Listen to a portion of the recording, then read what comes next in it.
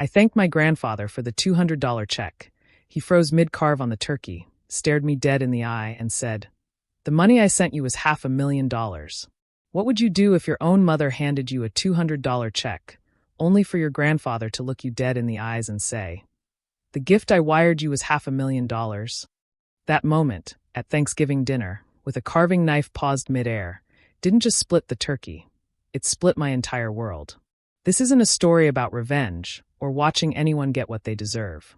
It's about what happens when the people we trust most quietly rewrite reality, how love can exist right next to utter deception, and how silence, when it lasts too long, becomes its own kind of damage. Because many of us have been at a table like this, where one sentence changes everything you thought you knew. My name is Rhett Calder, and I'm about to tell you the truth, the kind you don't usually say out loud because it can destroy families. It all started with $200. My mother told me Grandpa Elias had scraped together that amount for me this year.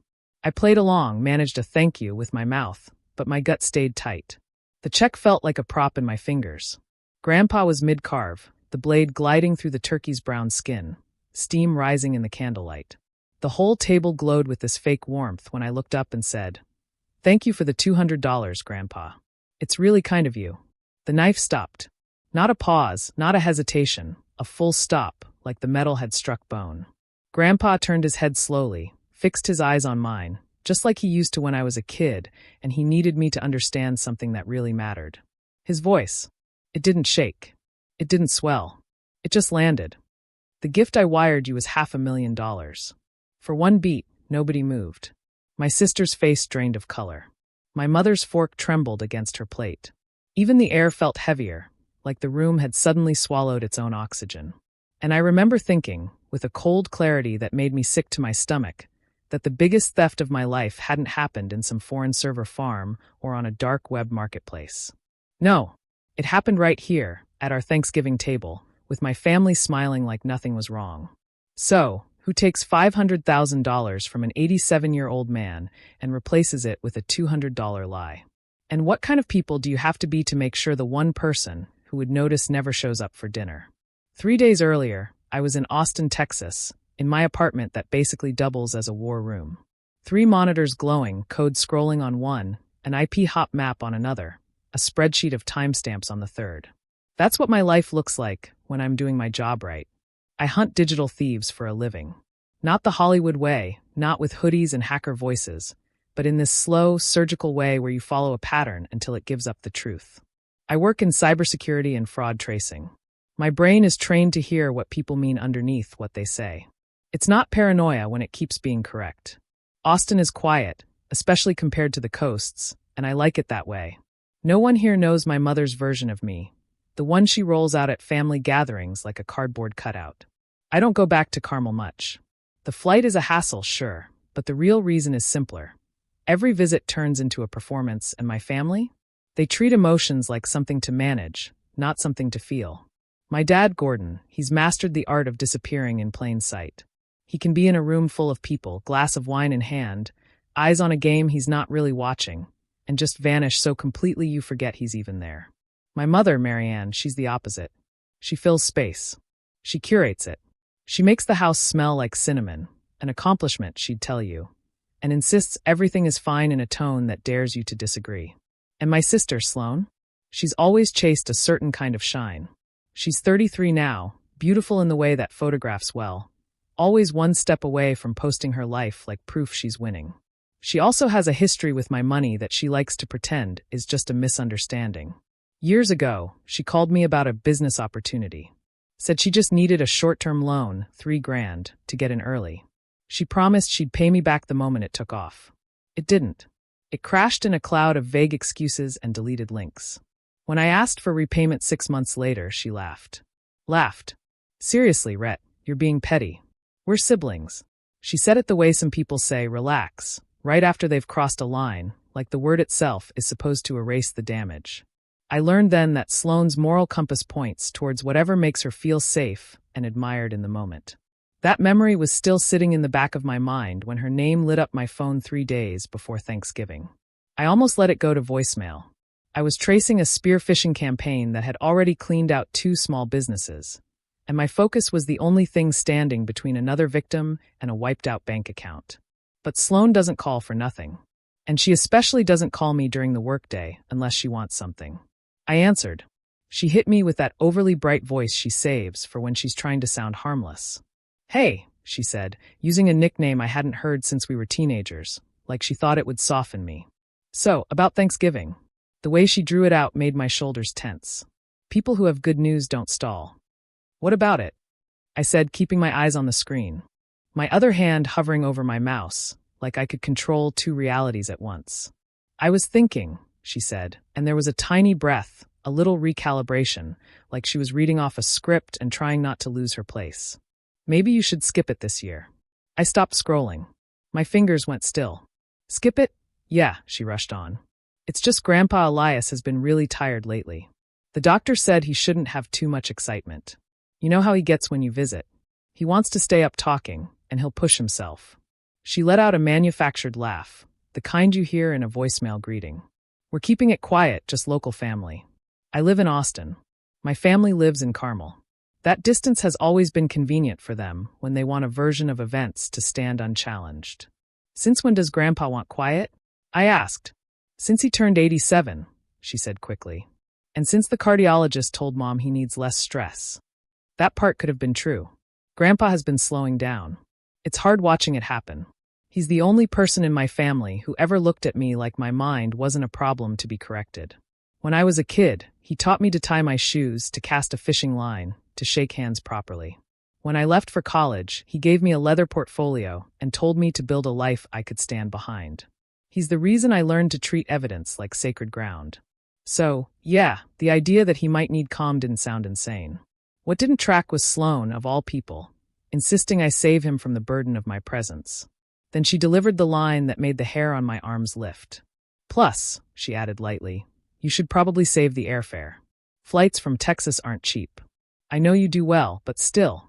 There it was, the tell. Sloane has never cared about my finances, unless my finances were in her vicinity. She never called to ask if I was okay when I pulled all-nighters in college. She never offered to split a bill. She never once worried about the cost of a plane ticket unless the trip itself threatened whatever she wanted to keep contained. I didn't argue. Arguing would have fed her information. I kept my voice neutral, the same tone I use with suspects who don't know I'm already 5 steps ahead. "I'll think about it," I said. "Great," she replied, too fast, like she'd been holding her breath. "Love you. Bye." She hung up before I could say anything back. I stared at my monitors, but the code on the screen blurred. The conversation had the same rhythm as the phishing emails I dissect for work. The words were polite. The logic was plausible. The intent underneath? It felt wrong. In my job, when something feels wrong, you don't talk yourself out of it. You verify.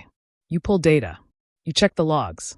I sat there for a full minute, listening to the hum of my computer fans, feeling that familiar click in my brain when a case file opens itself. Then, almost casually, like I was proving myself wrong, I picked up my phone and opened my banking app. There's an account I almost never look at, a joint account Grandpa Elias set up for me when I turned 18. He seeded it with a few thousand back then, told me it was for emergencies. A cushion, a way to breathe if life ever knocked me flat. I used it once in college when my laptop died before finals, and I paid it back within 6 months because Grandpa's trust felt like something you repay. Since then, I've let the account sit, earning dust and tiny interest like a quiet promise between us. The balance looked normal at first glance. A couple thousand. Nothing dramatic. Exactly the kind of number that tells your brain to move on. But my thumb didn't move away. It hovered, because that call with Sloane had planted a question in me that wouldn't stop tapping. Asterisk, why would she want me gone? And if she wanted me gone, what was happening while I was gone? Asterisk, I tapped into the transaction history, just to reassure myself, just to confirm my own paranoia was doing what it always does and overreacting. As the screen loaded, I had the strangest thought, sharp and quiet, like a voice from somewhere deep. If you don't click one more step, you'll never know what they took. My finger paused above the list. I could still back out. I could still pretend I hadn't looked. But I'd learned the hard way that some doors, once closed, don't open again. So I clicked, and I waited for the past to show its hand. The list populated in a clean column of dates and amounts. The kind of sterile formatting banks use to make money feel like math instead of life. For a second, everything looked ordinary. Deposits, interest, a few small transfers from years ago.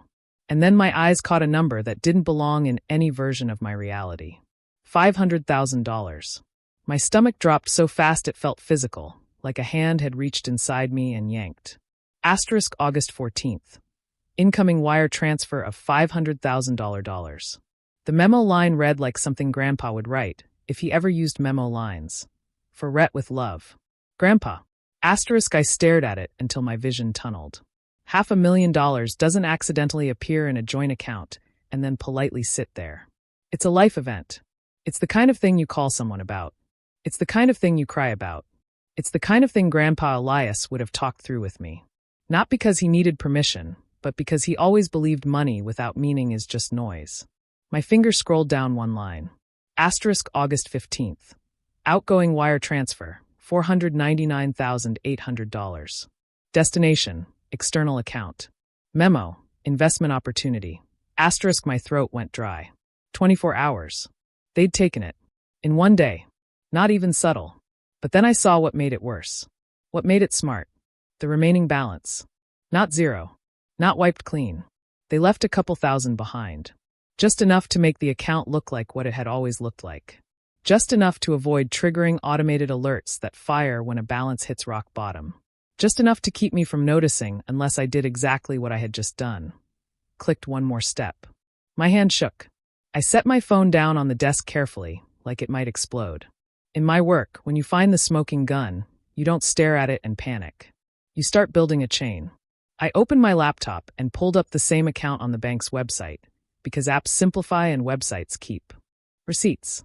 The wire details were there, confirmation numbers, timestamps down to the minute. I felt my pulse in my ears. The case wasn't hypothetical anymore. It was real. And it was mine. I called the bank. Not the customer service number that routes you through a maze of cheerful recordings, but the fraud prevention line I knew how to reach because I've spent years dealing with institutions that only move fast when you use the right language. After 2 transfers and a long hold, a tired-sounding woman picked up. Fraud prevention, she said, giving me her name. I told her mine, gave her the account number, told her I needed to dispute a wire transfer immediately. She asked the usual verification questions. I answered them on autopilot, my eyes locked on the transaction history, like it might rewrite itself if I looked hard enough. Finally, she said, Mr. Calder, I'm showing that wire was initiated with valid login credentials and 2-factor authentication. My jaw tightened. I didn't initiate it. The IP address on file is located in Carmel, California, she continued. Is that a location you visit regularly? My family lives there, I said. Hearing the word family out loud made my skin crawl. But I haven't been there in months. There was a pause filled with typing. And you're certain you didn't authorize anyone to access this account on your behalf? Completely? Completely, I said. I don't share credentials. I don't authorize family members. No one has my devices. The rep hesitated, like she was reading something that was about to shift the whole conversation. Mr. Calder, she said carefully. We also have documentation on file authorizing an additional user to act on the account. What documentation? A power of attorney form, she replied. Signed by you on August 10th, naming Marianne Calder your mother. The room tilted. It wasn't dramatic. It was that sudden sense of gravity changing inside your own home. I never signed a power of attorney, I said, every word clipped. The signature matches our records, she replied.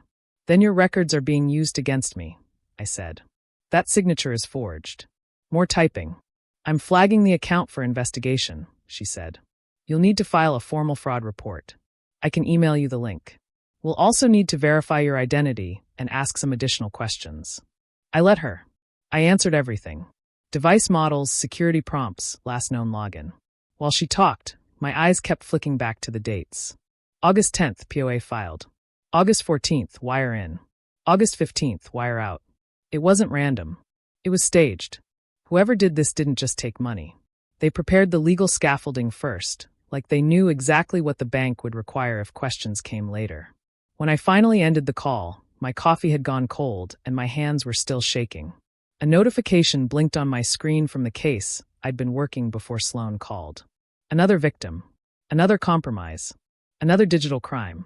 And for the first time in my career, I felt something I wasn't trained for. Betrayal that wasn't anonymous. Betrayal that had my mother's name attached. The email from the bank arrived a minute later with a PDF attachment. Power of attorney. The document looked legitimate at first glance. Clean formatting. Proper legal language. A signature block at the bottom with my name typed and a signature that, at a distance, could have passed as mine. That was the point. They didn't need perfection. They needed plausible enough to slip through a clerk's checklist. I zoomed in until the pixels broke apart. My signature has quirks. Everyone's does. Mine has one that I've never told anyone about, because I learned early that family is not a security system.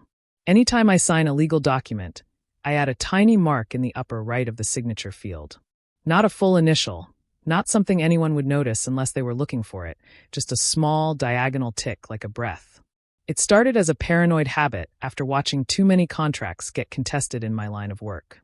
It became a fingerprint. I scanned the signature block. The looping R was there. The sharp downstroke on the C was there. The overall shape was right. But the tick wasn't. The space where it should have been sat clean and empty, like a missing tooth. I leaned back in my chair and felt cold spread under my ribs. You can fake a signature by copying its shape. You can't fake the private habit you don't know exists. Which meant whoever created this didn't have me sitting there, signing. They had samples. They had time. They practiced. They built it. I saved the PDF into a new folder on my desktop and titled it what it was, POA Forged. Then I started doing what I always do when I need reality to stay solid. I documented. Screenshots of the wire in and wire out.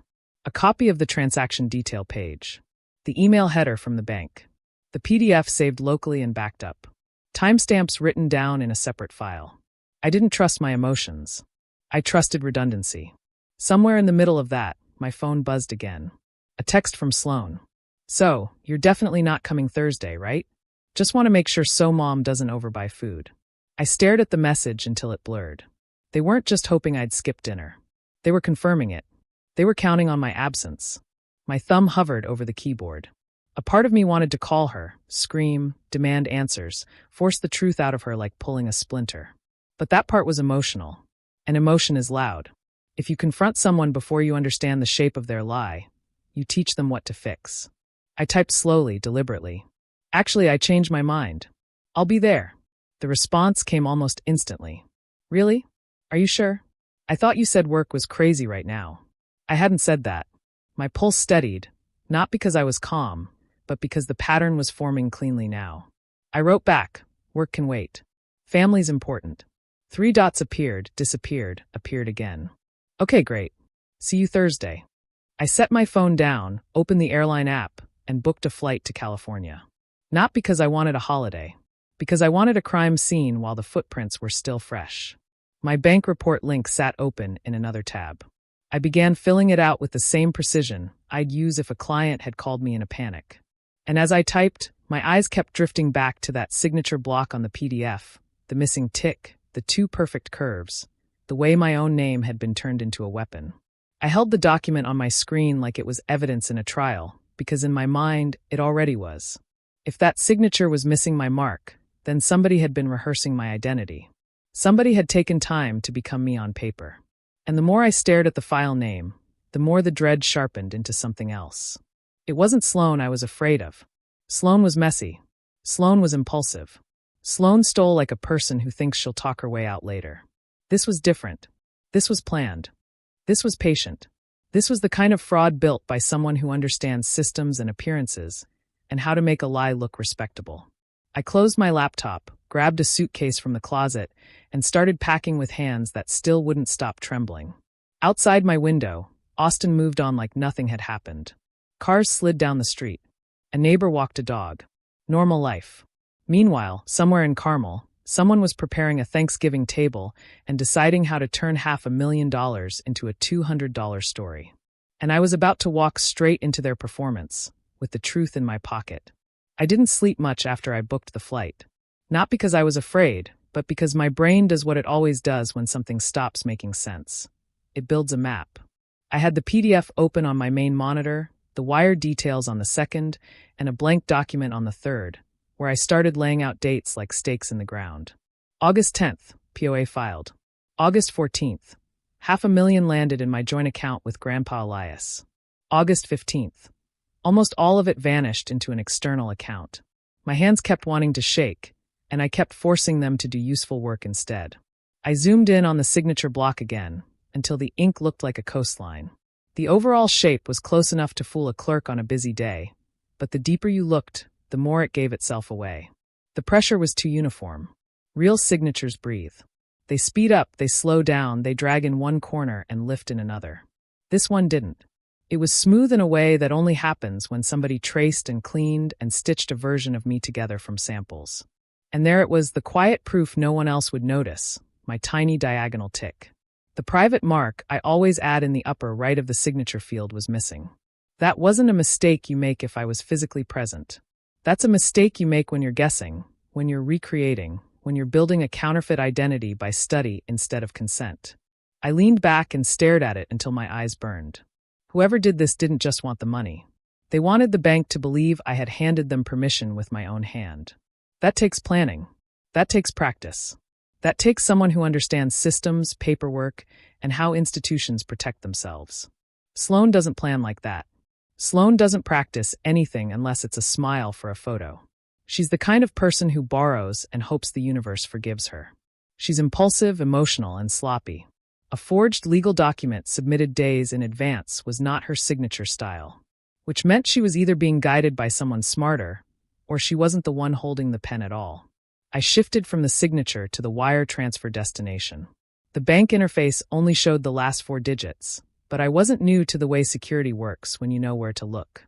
I used what I had: the transaction confirmation number, the receiving bank name, the routing path. Some of what I did was straight professional method. Some of it was careful OSINT, open source intelligence. And some of it was the kind of creative stitching you learn when you've spent years tracing money that doesn't want to be found. I wasn't hacking. I wasn't breaking into anything. I was building a picture from the pieces that were already exposed, the way investigators always do. Within an hour, I had a name that made my jaw go hard: Blaine Whitlock. The receiving account was newly opened, dated suspiciously close to the wire. The branch location sat right in the Carmel/Monterey orbit. Close enough to be convenient, far enough to feel like not our house. I sat there with his name on my screen and listened to the hum of my computer, because this was the moment the case stopped being a ghost and became a person. People have reputations. People leave footprints. People get sloppy when they think no one is looking. I searched him the way I search anyone I'm trying to understand. Not with emotion, with curiosity. His LinkedIn popped up like a billboard. Wealth advisor, investment consultant, founder. The kind of title stack people use when they want to sound like money without actually having to prove it. His profile photo was a suit and perfect teeth. The kind of smile that doesn't reach the eyes because it's meant for clients, not friends. Every line of his bio was polished, empowering families, building legacy, strategic growth. He had endorsements from people with names like Chad and Brittany, who all praised his integrity in exactly the same tone. And then I saw the post that turned my stomach. A recent update, dated just days after my money disappeared. Blaine standing with Sloan, her head tilted toward him, his arm wrapped around her like ownership. The caption was pure performance. Excited to announce my engagement to the incredible Sloan Calder. Here's to new beginnings. I didn't blink. I clicked into Sloan's Instagram next, because my sister has never met a privacy setting she couldn't ignore. It was all there. A timeline of destruction dressed up as self-care. A photo of crystal water and white sand with a caption about resetting. An infinity pool at sunset. A champagne flute. Then the close-up of her. Left hand with a ring that caught the light like a threat. I zoomed in until I could see the cut. Emerald, big, expensive. The kind of ring that isn't bought with casual money. Under the photo, she'd written something about being blessed, about finally feeling chosen. I took screenshots of everything, one by one, and saved them with file names that included dates and times, because feelings don't hold up in a confrontation, but timestamps do. I built a folder structure the way I do on corporate cases. Transactions, POA, social, Blaine, Sloan, timeline. I added a document and started mapping events in plain language. Grandpa wires gift. Money transferred out. Vacation appears. Engagement announced. Ring appears. Every step aligned like dominoes. I wasn't satisfied with suspicion. I wanted the hard edges of proof. So I pushed further. I looked for the kind of purchases that usually follow a cash influx when people think they've gotten away with something. Travel, jewelry, luxury services. I anchored each assumption back to time and place. It wasn't about being petty. It was about creating a chain that couldn't be waved away as coincidence. The more I gathered, the clearer the pattern became. If that money funded a trip, it wasn't an accident. If that money funded a ring, it wasn't a misunderstanding. It was conversion. Stolen funds turned into status. And then, circling back to the one part that still didn't fit, I opened the POA PDF again. Sloane could be greedy, but she isn't patient. She's not the type to sit at a desk and practice a signature until it looks clean enough for a bank file. She'd have tried to talk her way, and flirt her way, and cry her way in. This document didn't cry. It complied. It was designed to slide through a system. That felt like my mother. Marion lives by systems. She lives by appearances. She knows how to fill out a form in a way that feels official. She knows which buttons to press and which words make people stop asking questions. I needed a comparison, something physical, something she'd written without thinking anyone would analyze it. I dug through a drawer in my desk and pulled out a birthday card she'd sent me last year. I'd kept it because she'd actually remembered, which is rare enough to feel like a miracle in that family. The handwriting on the envelope was neat, controlled, and slightly theatrical, like it wanted to be admired. I scanned it. Then I pulled the POA up side by side and started comparing details most people never notice. The angle of certain strokes, the way capital letters leaned, the way she crossed her T's with a slight upward flick instead of straight through, the way her G's had a subtle inward curve on the downstroke. It wasn't a courtroom-level handwriting analysis. It didn't need to be. I wasn't trying to convict her in that moment. I was trying to answer the question my body had already answered. Who in my family had the temperament to build a lie that professional? The answer sat in the way those letters moved. My mother. I stared at the screens and felt something colder than anger settle in. It wasn't just that Marion knew. It was that she likely orchestrated it. Grandpa Elias had trusted her enough to call before wiring the gift, to ask her to make sure I understood it came with love. She would have had access to the plan before I did. She would have had time to prepare the POA, time to set up the receiving path, time to coach Sloane to stay quiet, and to coach Blaine into looking respectable. That realization didn't make me want to scream. It made me want to stop giving them information. I didn't call my mother. I didn't call my sister. I didn't even text a threat. Instead, I shifted into what I call court mode. I printed bank statements. I printed the wire confirmations. I printed the POA PDF and marked the missing tick right on my own copy. I printed screenshots of Sloane's posts with the dates visible. I printed Blaine's engagement announcement. I stacked it all into a leather portfolio Grandpa had given me when I graduated college. And the irony of that did something sharp to my chest. The same gift meant to help me look professional would now help me prove my family had stolen from me. I pulled my mini projector out of a cabinet. I use it for client presentations, sometimes when a conference room doesn't have decent equipment. I checked that it worked. I packed extra cords. I saved the slide deck I was building in multiple places. I titled the first slide the way I title every case study when I need people to pay attention. Family Investment Opportunity, a case study in wire fraud. Subtitle, How $500,000 Became $200. Then I rehearsed the beats. Not because I wanted to perform, but because timing is everything. When someone is lying, you want the truth to land when they have no time to retreat. My phone buzzed again while I was labeling files. Another message from Sloane. Just confirming you're really coming? Mom's planning portions. The wording was soft, but the urgency underneath was obvious. I answered like I was calm. Yep. Landing tomorrow. See you then. The reply came fast. Wow. Okay. I thought you were slammed with work. I stared at that sentence and felt a small, bitter satisfaction. I hadn't told her I was slammed. She'd invented that story for me, the same way she was trying to invent the rest of this one. And now she was slipping. I didn't press her.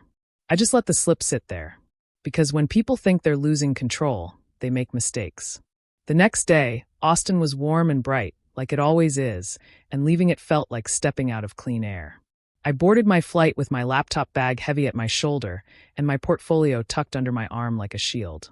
By the time we landed at SFO, the sky had turned that washed-out gray that makes California feel like it's holding its breath.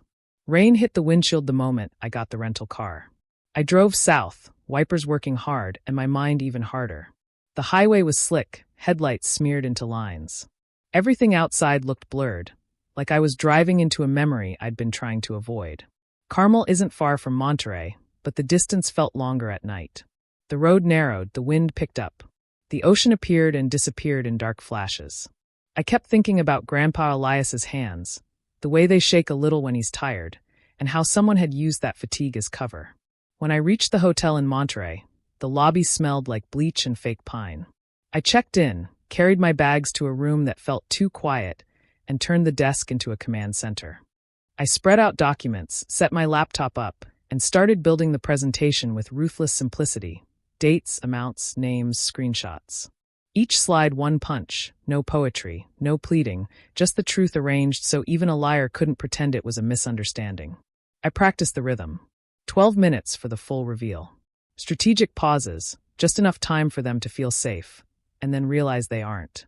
Sometime after midnight, I sat back and stared at the title slide glowing in the dark. My reflection looked older than it should. I thought about the house in Carmel, about Marianne's candles and Sloane's smile and Gordon's silence. They were going to try to hand me a check for $200 and tell me to be grateful. They were going to try to make Grandpa Elias doubt his own memory. They were going to try to find him. I shut the laptop and forced myself to sleep for a couple hours. Morning came with rain tapping the window like a countdown. I dressed, packed everything carefully, and drove the last stretch to the house. When I pulled up to the curb, it looked exactly like it always had, polished and innocent, as if nothing criminal could ever happen behind those walls. My mother opened the door before I could knock. She was wearing the expensive sweater she saves for holidays. Her hair styled, her smile already in place. She hugged me with perfect pressure, the kind of embrace that tells you she practiced in the mirror. "Rhett," she said, like she was relieved. Then her eyes flicked past my shoulder. "How long are you staying?" It wasn't hello. It was inventory. I stepped inside and she asked the next question without missing a beat. "Did you bring much with you?" I kept my voice easy. "Just what I did." Her smile tightened a fraction. She pointed toward a side room. "Leave your things in there. We're eating soon. And please don't get Grandpa worked up." It sounded caring. It was control. I walked toward the living room and saw Grandpa Elias in his chair by the fireplace, newspaper open, reading glasses perched low. When he looked up and saw me, his whole face brightened in a way that still hit me in the chest. I hugged him gently, feeling how light he'd gotten, how sharp his shoulders were under the cardigan. But his grip stayed strong. "There's my boy," he said. His voice warmed the room in a way my mother's never could. I held him for an extra second, because I didn't know what this day would cost him. Then, right before we moved toward the dining room, my mother pressed a white envelope into my hand with a quiet urgency. My name was written on the front in her handwriting. She leaned in, like she was sharing a secret meant to protect him. "Your grandpa asked me to give you this," she whispered. "Don't mention the amount. Things are a little tight this year." I closed my fingers around the envelope and felt the paper crease slightly. I didn't open it. I didn't need to. I knew what was inside. It wasn't just a check. It was their story, and I was going to let it fall apart in front of everyone. The house was dressed for Thanksgiving, the way my mother dresses for anything that might be judged. Everything looked curated, down to the smallest detail, like a magazine spread where no one actually lives. The dining table was set with the good china, candles already lit even though it was still afternoon, folded napkins sitting like little sculptures, a centerpiece that smelled like cinnamon and money. The air carried turkey and stuffing and something sweet baking in the kitchen. And for a second, if you didn't know better, you could believe this was a normal family about to do a normal holiday. That's what made it dangerous. Marianne's version of normal always comes with a trap hidden under the tablecloth. I kept the envelope in my hand as we drifted through the pre-dinner choreography.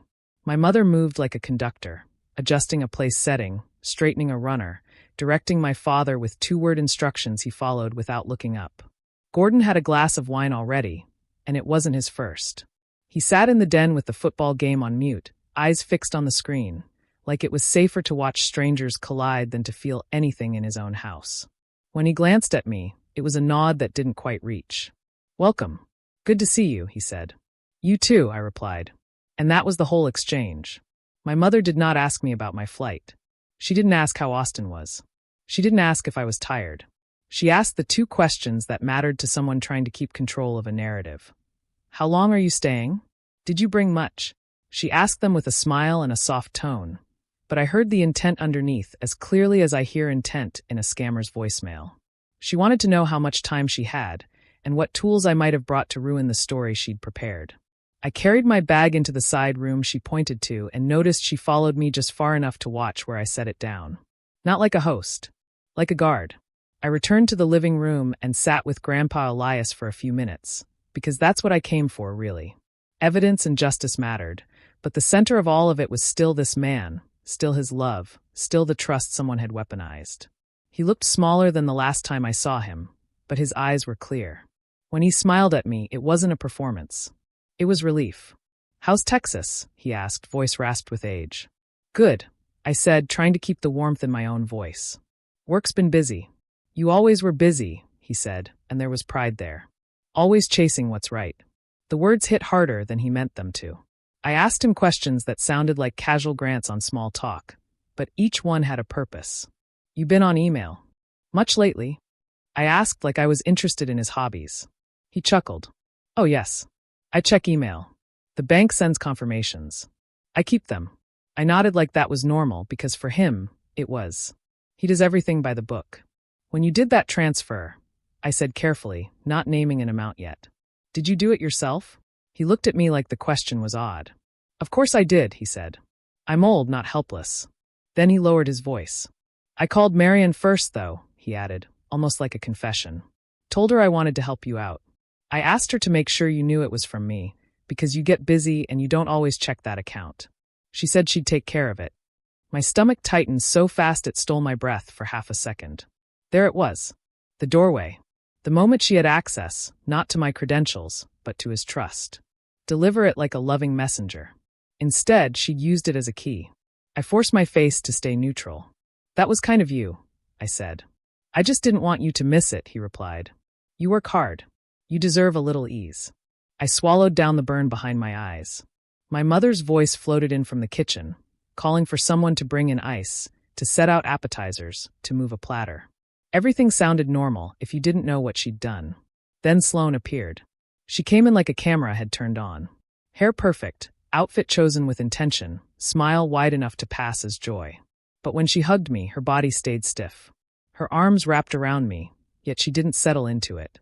Her hands slid over my shoulder, and I felt her fingers tense, like she was measuring how solid I was, how hard it would be to push me off balance. The ring on her left hand caught the light and threw little flashes across the wall.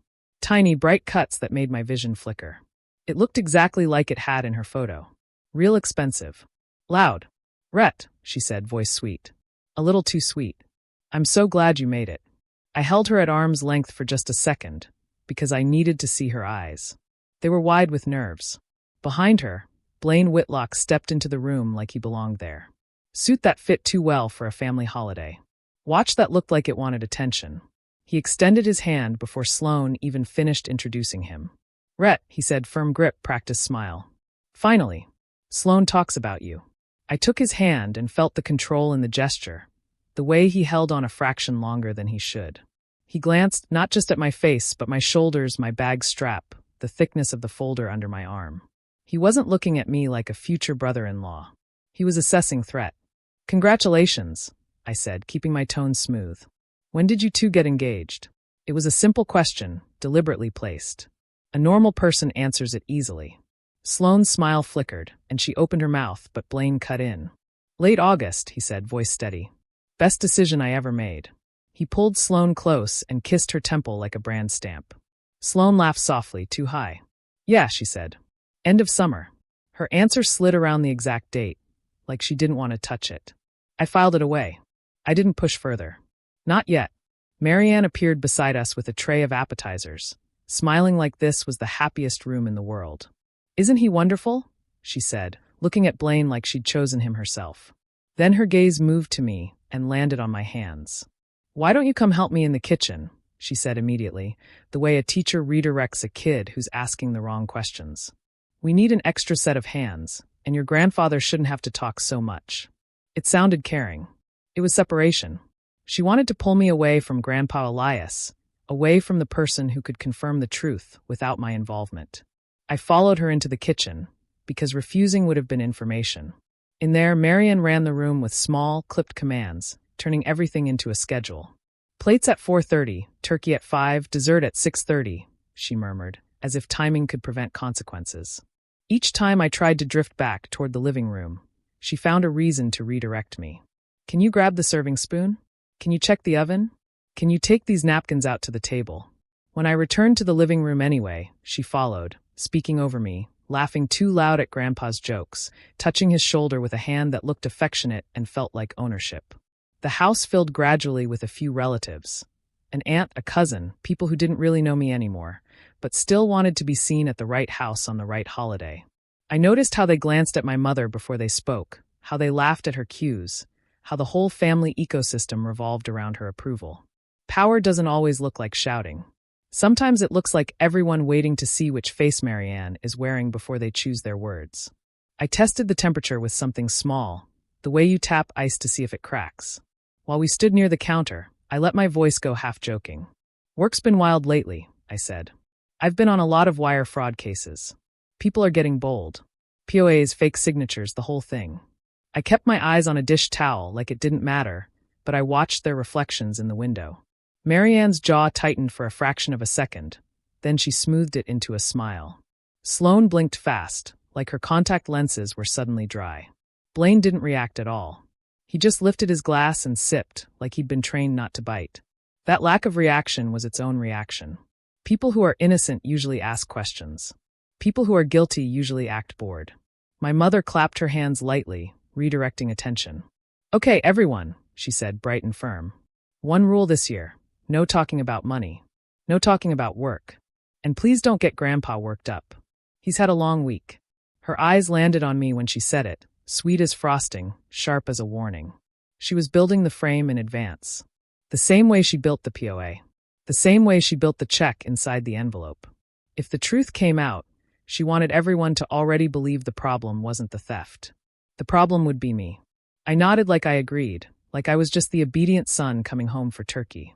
Inside, I felt something settle into place. I understood the play now. They weren't just hiding what happened. They were actively preparing a version of events where Grandpa Elias was unreliable and I was reckless. They were laying down an excuse path in real time. I walked past the kitchen counter and saw another white envelope sitting there untouched. My name written in my mother's handwriting. The same neat control, the same theatrical curve. It wasn't the one in my pocket. It was a spare, or a backup, or a prop, waiting for its cue. I kept my face calm as we moved toward the dining room. Candles flickering, plates clinking, everyone sliding into their assigned seats like actors hitting their marks. The air smelled incredible. The room looked perfect.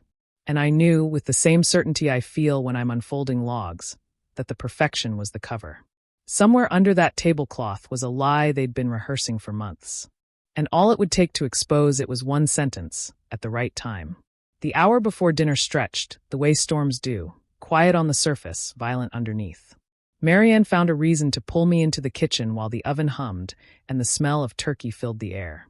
Her voice low and smooth, like she was negotiating a truce that only existed for her benefit.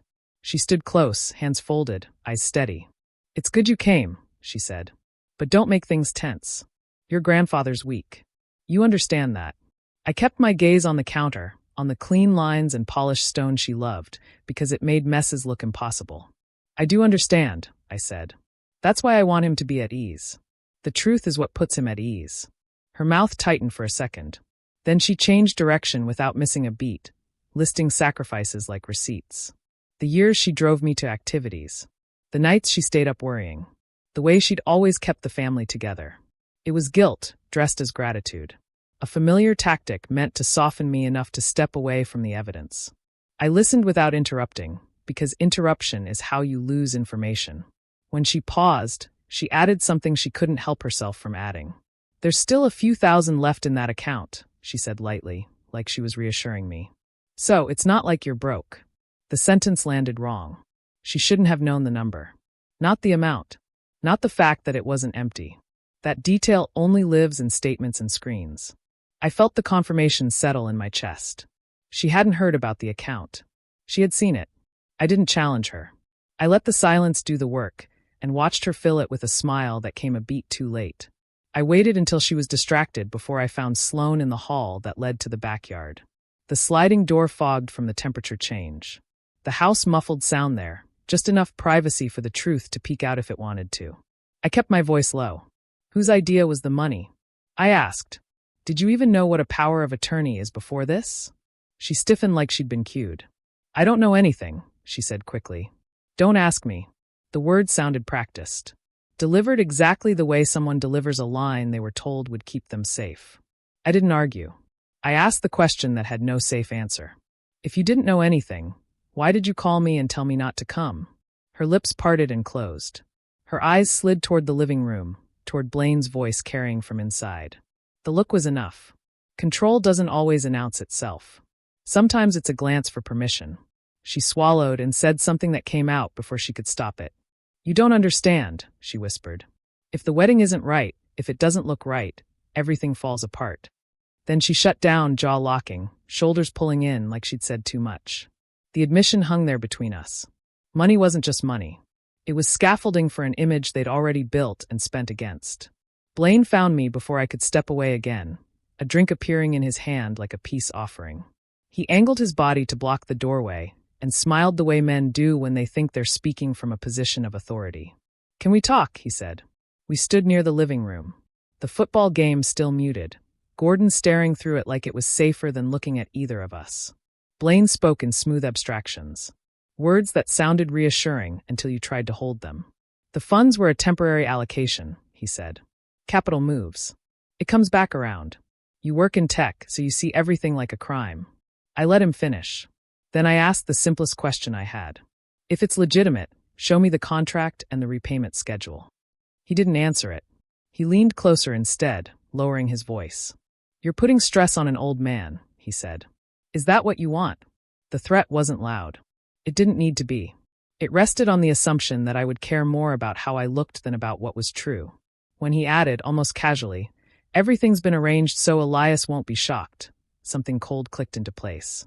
Arranged meant discussed. Planned meant anticipated. They weren't reacting to a problem. They were managing a response. I excused myself and went back to the side room where I'd left my things. The zipper on my laptop bag wasn't the way I'd left it. The folder inside had been shifted. The neat edge misaligned. I checked the smaller pocket and felt my stomach drop again. The cable for the mini projector was gone. Not misplaced. Removed. I didn't say anything. I didn't storm back into the room. I simply noted it. Fear makes people sloppy. And they had just shown me they were afraid enough to try to disarm me. My phone buzzed in my hand before I could close the bag. A security alert from the bank. An attempted login. A change to notification settings. The timing was precise enough to feel intentional. Someone inside this house was still trying to control the narrative in real time. I breathed through it and shifted plans. I sent the PDF to myself again. I uploaded backups. I prepared to open everything directly from my laptop if I had to rotate the screen, to speak without visuals if that was the only option left. I found the missing cable later, tucked into a kitchen drawer beneath utensils Marianne had just sorted.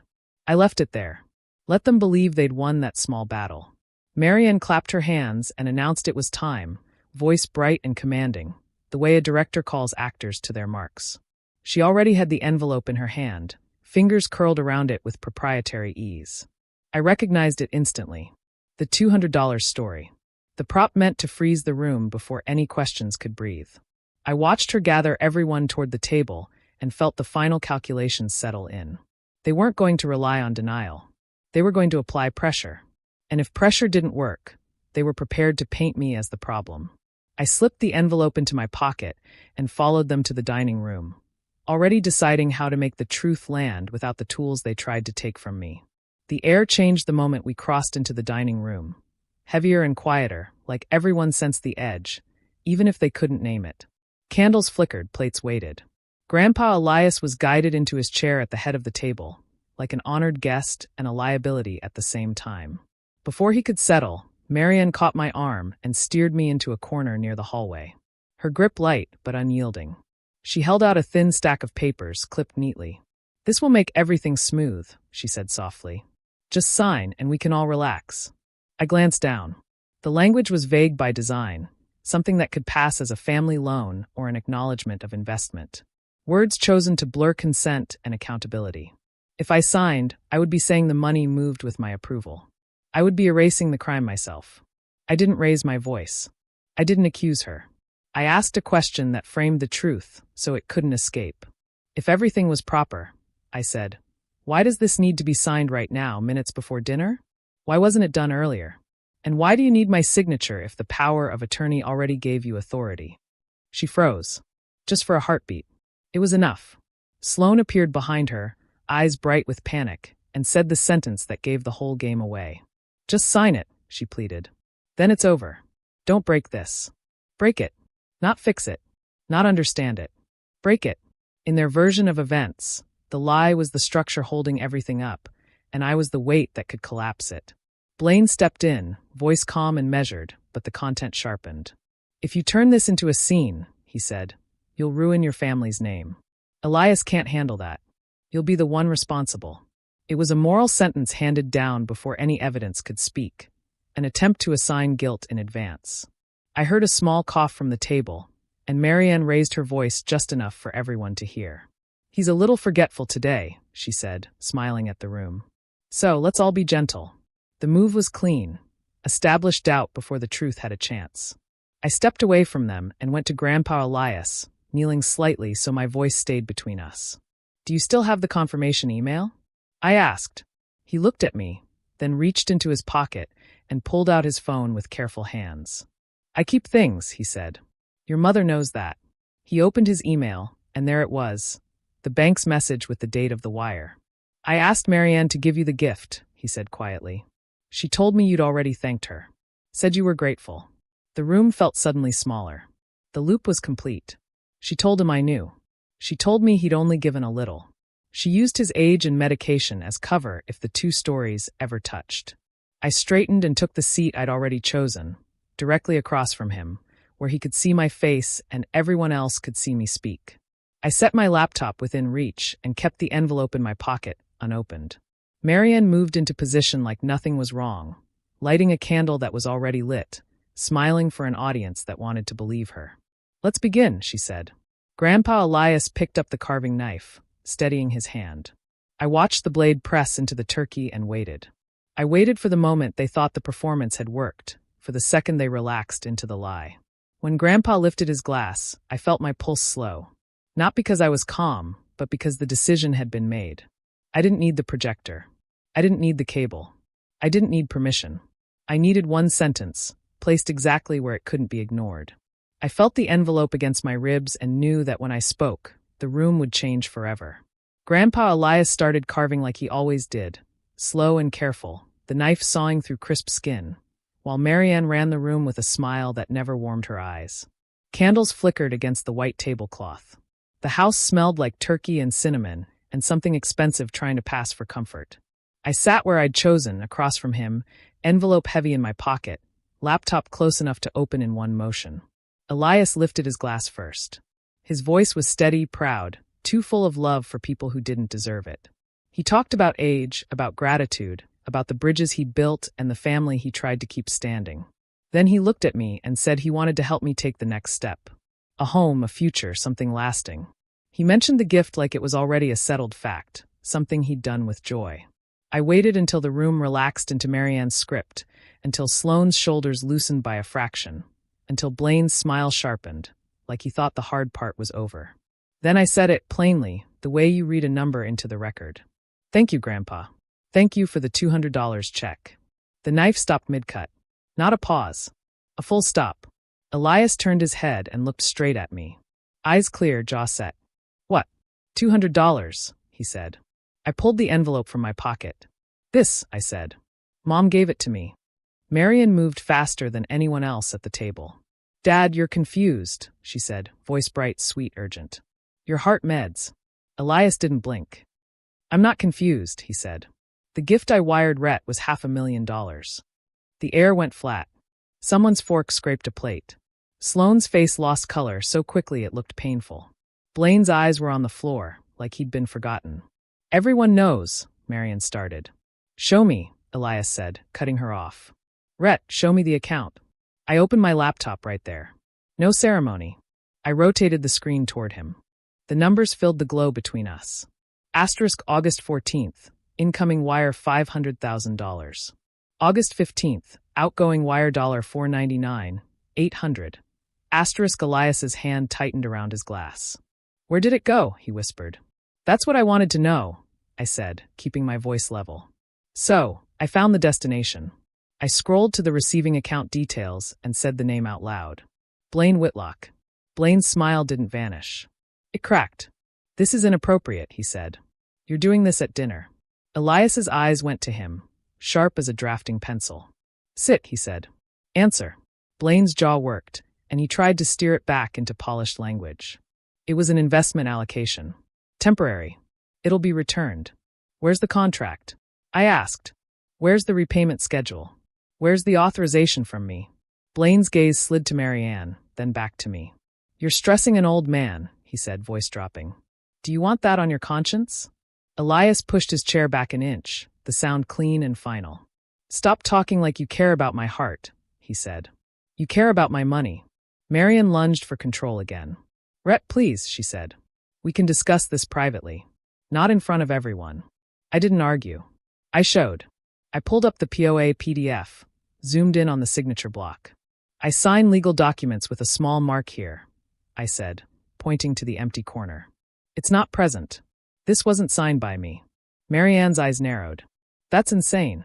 I slid the screen to the form fields and the handwriting comparison. You fill out forms the same way, I said quietly. The same strokes. The same pressure. The same crossing on your T's. Sloane made a sound like she'd been hit. Stop, she whispered. I clicked to the timeline I'd built. Wire filed, wire received, wire sent out, then Sloane's public posts. The resort, the flights, the ring, the engagement announcement. Dates aligned like nails. Sloane broke first. Tears spilled fast, messy, the kind she couldn't curate. I didn't mean to, she said, then caught herself and looked toward Blaine like she needed permission to keep breathing. We needed it, she blurted. Everything had to look right. He said it had to be right. Blaine's face hardened. Don't do that, he snapped at her, then turned to Elias. This is a family misunderstanding. Elias's laugh was small and bitter. A misunderstanding doesn't require forged paperwork, he said. Marian reached for the last lever she had. Think about the family, she pleaded. Think about Sloane's future. Don't do something you can't undo. Elias stood slowly, steadying himself on the table. His eyes were wet, but his voice wasn't. I already can't undo what you did, he said. You used me. You used my love like a tool. Blaine pushed back from the table. I'm leaving, he said, aiming the words at the room like they were authority. Elias didn't move. Go, he said. But you'll answer for this. Blaine walked out without looking at Sloane. She surged after him, screaming his name, then turned back at me, mascara streaked and face ruined. You destroyed my life, she cried. You did, I said. You just didn't think anyone would make you look at it. She grabbed her purse and ran. Gordon stayed seated, like he'd been nailed there, then stood with a slow wobble. I'm going to bed, he muttered, and disappeared up the stairs. And then it was just the three of us. Me, Marianne, Elias. Marianne sank into a chair, hands shaking, voice small. Now, she whispered. Don't call anyone. We can fix this. Elias pulled out his phone. Marianne grabbed his wrist. Dad. He pulled free. I am your father, he said, quiet and terrible. And I'm done being your cover. He dialed. When the dispatcher answered, he gave the address in a voice that didn't tremble. I need to report a theft, he said, and fraud.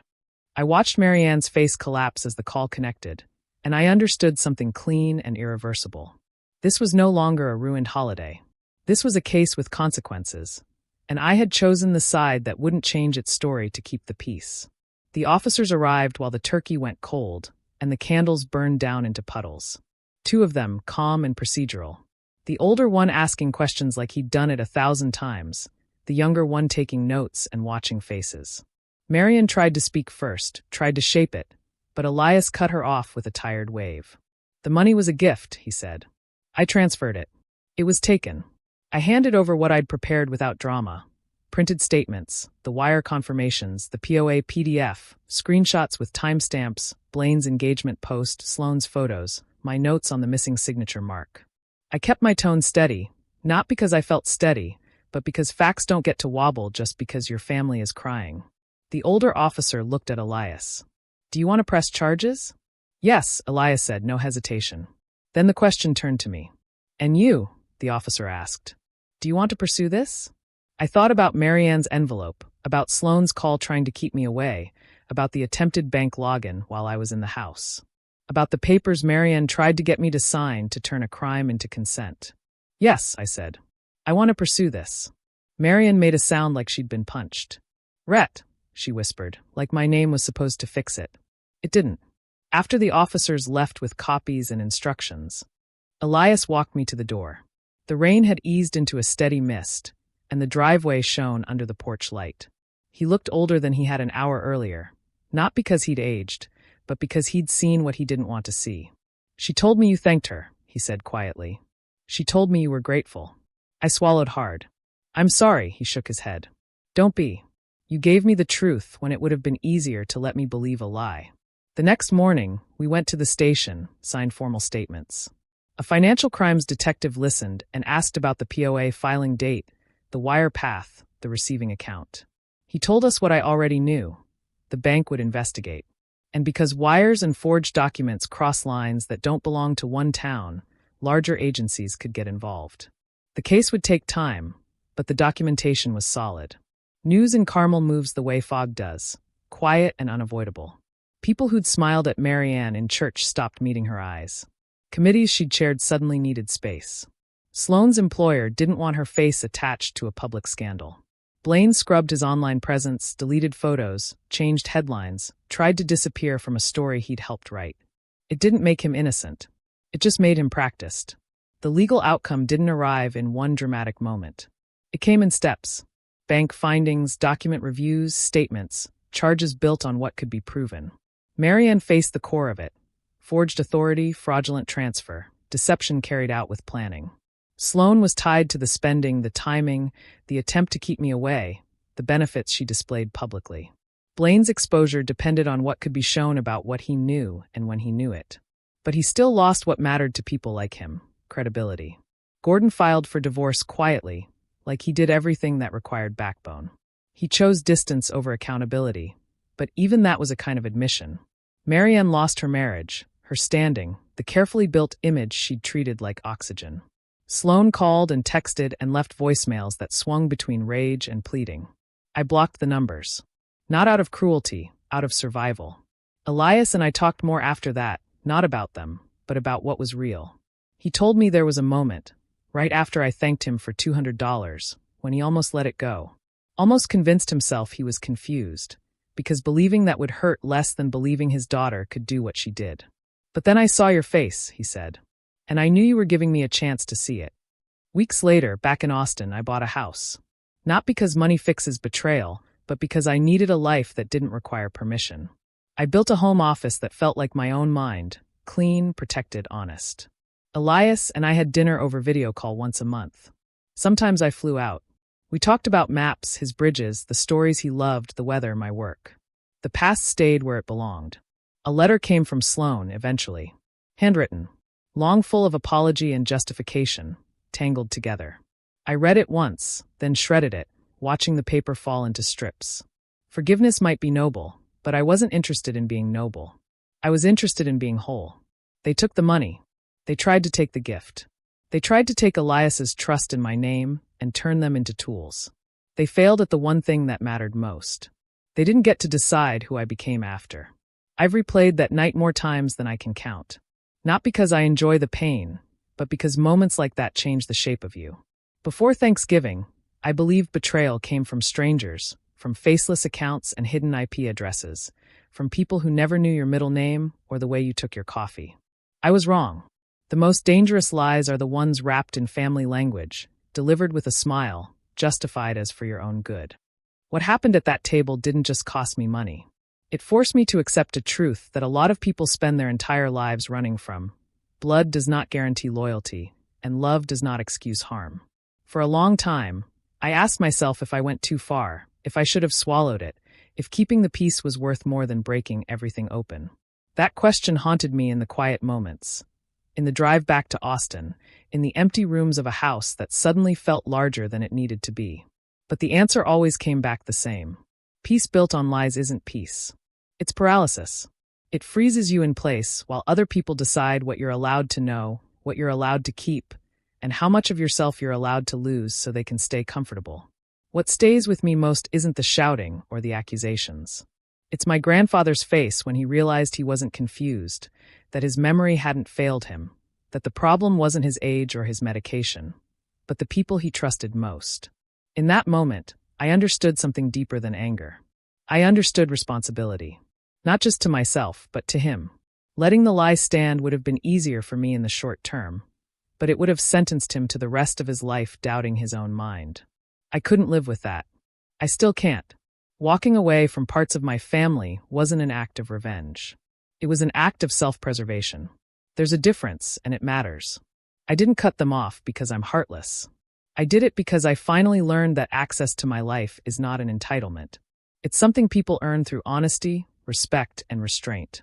Once someone proves they're willing to rewrite reality to suit themselves, the only sane response is distance. Not drama. Not screaming. Distance. If you're listening to this and something in your chest feels tight, it's probably because you recognize pieces of your own life in mine. Maybe it wasn't money. Maybe it was your time, your reputation, your role in the family, or the version of you they needed to control. Maybe you've been told you're too sensitive, making a big deal out of nothing, or hurting everyone by bringing it up. Let me tell you something I wish someone had told me sooner. Asking for the truth does not make you cruel. Refusing to accept a lie does not make you selfish. And protecting your sanity does not make you disloyal. I didn't come out of this as a hero. I came out quieter, more deliberate, less interested in applause, and more interested in peace that doesn't require me to shrink. I still believe in family. I just believe in chosen family now, and people who don't need deception to feel secure, who don't confuse control with care. And I believe more than ever that integrity is what you do when the cost is real and the audience is small. When the room finally went quiet, what stayed with me wasn't the money or the damage it caused. It was the understanding that some truths arrive late, and when they do, they ask something difficult of us. Not anger, not punishment, just clarity. Sometimes growing up isn't about winning or losing. It's about choosing not to lie to ourselves anymore.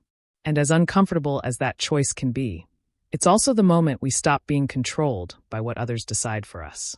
If there's one thing this story left me with, it's this. We're all carrying things we don't talk about.